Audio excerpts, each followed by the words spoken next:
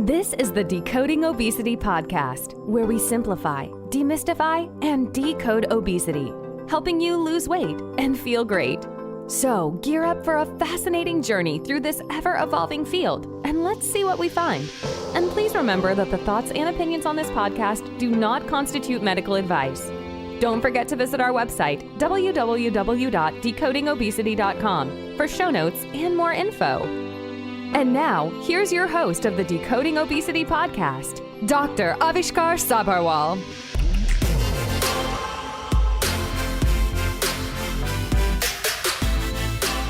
Hi friend, welcome to this episode of Decoding Obesity. Last year I had Sean Mulroney on the show and he shared his story of how he lost over 100 pounds. And he had talked about his personal trainer. I thought it might be a good idea to actually have one of his trainers on the show to see, what her perspective would be in terms of how they help train Sean. Training at a larger body size may be completely different from, say, training somebody who is just slightly overweight and trying to get into better shape. So that's why I wanted to get Jamie on the show, who has worked very closely with Sean. So Jamie is actually an MS in exercise science, and she's also a board-certified holistic health practitioner. She's a wellness coach for Obesity Revolution, which is what Sean started after, his struggles with his weight loss. I want to welcome Jamie to the show to get her perspective of what were the challenges she faced when she was training Sean get healthier. Hi, Jamie. Welcome to the show. Hi, how are you? I'm good. How are you doing? I'm doing great. So, let's just dive into this. I just want to understand what prompted you to really start personal training. Well, I myself had never struggled with my weight until I got pregnant with my first daughter. That was 22 years ago now. I had always been active, and then I gained 80 pounds with that pregnancy, and I really struggled to get it off. I was running with her in the stroller. She was crying. I was trying to diet. Nothing was working. And I started going to the gym and got a personal trainer myself and lost all of the weight in about 8 months. And then I decided, I really want to help other people. I was finishing up school, my bachelor's, and I had planned to go to law school and decided I wanted to be a personal trainer and teach group fitness. So that's kind of what set me on that path. I see. And how did you meet Sean, though?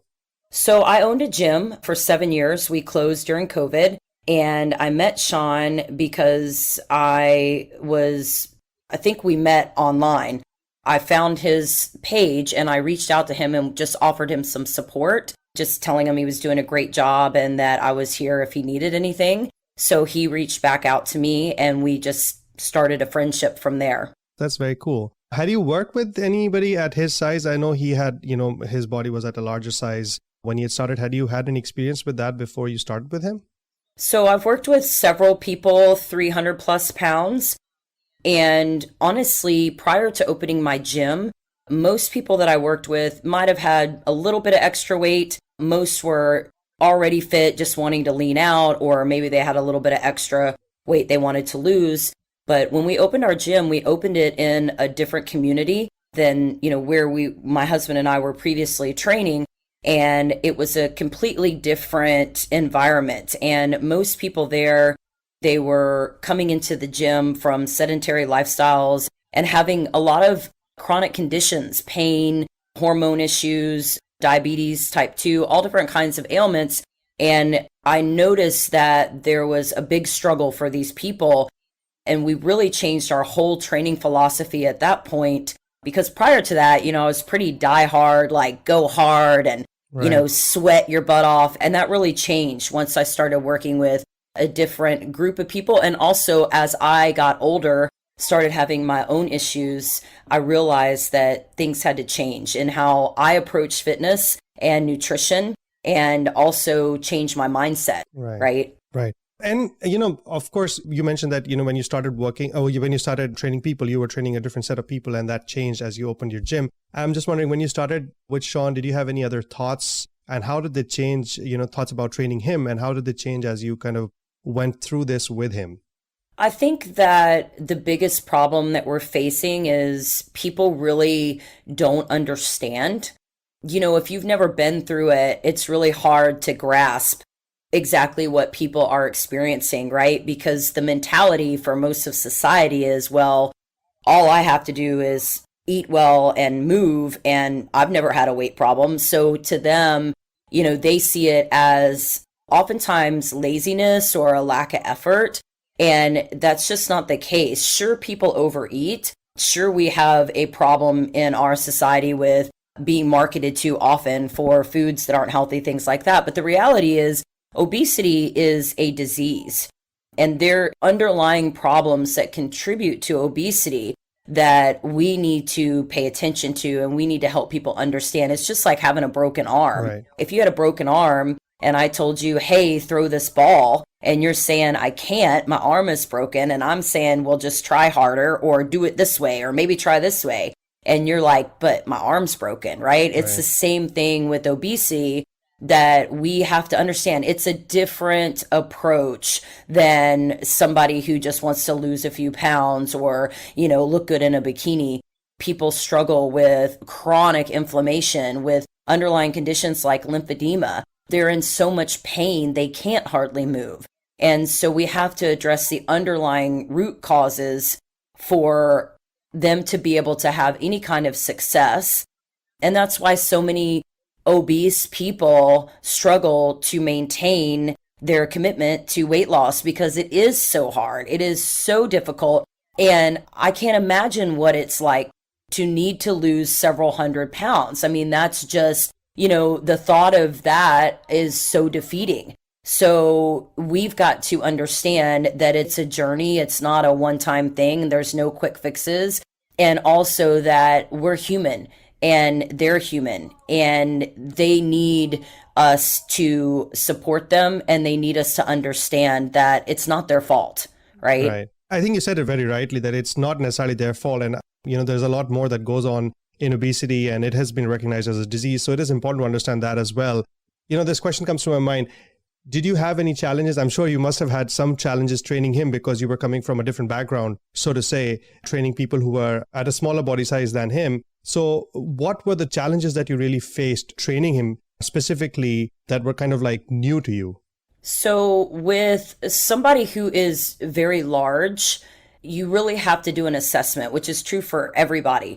But you don't know if the person can hold their own body weight, right? If they can move, if they can carry weight, or if they need to start with a bed workout. And so you've got to do an assessment to determine, because there are plenty of obese people who can leg press and bench press more than we could ever imagine. Then there are others who can barely lift 2 pounds, right? So it's all about each individual person. But for Sean, obviously, he's not going to be able to use a typical gym with equipment, because he can't fit into the equipment, right? He can't sit on the machines and things like that. They're not built for somebody his size. But the biggest thing that I think obese people need to realize, and trainers in general, is that it's about moving, right? It's about moving and getting them to move. It's not about doing these crazy workouts or even complex workouts. It's moving, it's walking. And if you can't walk, it's marching in a chair and moving your arms. If you can't do that, you're in a bed and you're moving your arms, you're moving your legs. It's knowing where to start based on what the person can do, and then progressing from there. And also being aware of possible injuries. Like an obese person cannot brace their core properly. So there's things like that you have to be very aware of when training them, because the risk of injury is high. Right. And when you train people at a larger size, has your training style changed from what it used to be before? Yes. Well, let me just say this. You don't have to kill yourself in your workouts, right? And for somebody obese or somebody coming from a lifestyle where they don't typically work out or move, it's very discouraging. And I see this a lot in the gym still that I'm a member at. Trainers just killing people, brand new people, with these workouts that leave them so exhausted and fatigued that they have to go home and take a nap, which does a lot to somebody's hormones, which is a whole nother topic. But my biggest change, because I used to be that person, right? I used to be a diehard, work your butt off type of person. But the reality is, it's not about, the intensity of the workout. It's about the being smart with your workouts. And you move and you rest, and you move and you rest. or you walk, you go on family walks, and also energy expenditure, which is, it's something that I never talked about before I started working with obese people, is energy expenditure and how you don't even necessarily have to work out, right? You don't have to go to the gym. You don't even have to do your workouts every day. You just need to increase your daily energy expenditure. And what that means is, how much energy are you expending throughout the day? And now that we have remotes for everything, we have so much technology, we've stopped getting up to turn the lights off. We've stopped getting up to turn the TV down or the volume down. And we park as close as we can when we're at the grocery store so we don't have to walk so far. All of these little things add up over your day that increase your energy expenditure, which is what you want. And this is what I focus on with clients the most, and adding in workouts as needed. Yeah, I think you're spot on, because it's more about physical activity rather than just exercise. And I think a lot of times both of them are clubbed together, physical activity and exercise. But all of physical activity is like a bigger umbrella, and exercise is a part of it. And the rest of physical activity is like walking, taking those few extra steps, getting up and, like you said, turning off the lights, this and that. And exercise is just a subset of it. And a lot of times I think there's this confusion that occurs in our minds that, if I'm not exercising, I'm not doing the right thing. But really it's about increasing the physical activity throughout the day, just like you had mentioned, because every little bit counts. Mm-hmm. Yeah. And there's a quote, movement is essential, exercise is optional. And I use that quote a lot, and I forget who said that, but it's so true. Yeah, I love that. I love that quote. What have you learned from this experience of working with people at, a larger body size, and want to leave our listeners with at the end of this show? Just that people want to be heard, and they want to be accepted, and they have a lot of pain because they are feeling very unaccepted by society and very judged. And it breaks my heart, because working with these people closely and getting to know them and seeing how they're treated. And I've been out with some of them in public, and I've seen the way people look at them. I've seen the way they're treated sometimes. And we've just got to understand that it's such a complex thing, right? There's not one thing contributing to obesity. And we've got to do everything we can to change the way people look at obesity, and also the way we're treating it, right? Because the calories in versus calories out method does not work. And we've got to change this in our society and in the fitness and medical communities as well. We've got to do a better job so that people can get the help that they need, because here's the thing, it's hard. And when you make a commitment to change your life for the better and to try to get healthy, you're going to need the support. You're going to need somebody there rooting for you in your corner, and knowing that you're putting in the effort and you're trying the best that you can. And I just want people to know that if you're in that situation, if you are currently struggling, that it's not your fault, right? And there is hope, and there are things that you can do, but it is going to take time, and it is going to take effort, and there is going to be struggle, and that's part of it. But there is hope, and you can change. And it's not about a size, right? It's not about weight loss at the end of the day. It's not about weight loss, and it's not about being a certain size. It's about living better, having a better life, not being so fatigued, not being in pain, and being able to move and enjoy your life to the best of your ability, and enjoy your kids, enjoy your grandkids, your family, the people that you love and care about. So the more that we can get our focus off of weight and sizes, I think the better people can start to really heal and get progress, because they're not so focused on the scale and a size. Yeah, I think, Jim, you really put it very well. I think it's important to understand that people need to look at weight as a component of overall health. And, it's just a part of the overall health, not something that defines a person. You can still aim to achieve a healthier weight and a healthier body size. But sometimes, people set these unrealistic goals, which may or may not be possible to achieve. And that also plays, has a great impact on their emotional well-being.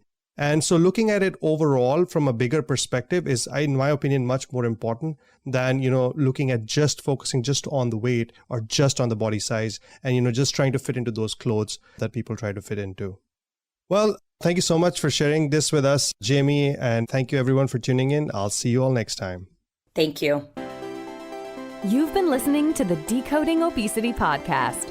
Please remember, the information in this podcast should not be used in any legal capacity whatsoever. The thoughts and opinions expressed on this podcast are solely of the host and his guests and do not constitute medical advice. Views and opinions on this show do not necessarily represent the views and opinions of any organization. And that brings us to the end of the show. Thank you so much for listening in. Don't forget to visit our website, www.decodingobesity.com, for show notes and more info. And if you've enjoyed this episode, please feel free to rate, review, and subscribe on your preferred podcast listening platform. We really appreciate that effort. Until next time.